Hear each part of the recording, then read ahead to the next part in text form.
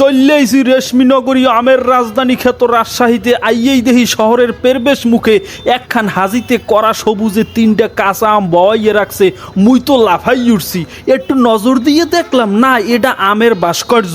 এটা রাজশাহী শহরের নওদাপাড়া এলাকায় সাইডটা পেরদান রাস্তার মিলন ঘটাইছে, তাই এটারে গোল চত্বর না কইয়া তিনটা আম বওয়াইয়া আম চত্বর কয়। এই চত্বরের পশ্চিমে চাঁপাইনবাবগঞ্জ রোড, দক্ষিণে রাজশাহী শহর, পূর্বে ঢাকা রোড ও উত্তরে নওগাঁ রোড।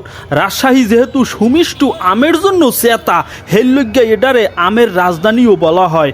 শহরে প্রবেশের সময় আমের সমলক্ষ সিনারি চোখে পড়ার জন্য এই গোল চত্বরে ইট সিমেন্ট দিয়ে তৈরি আমের ভাস্কর্য স্থাপন করা হয়।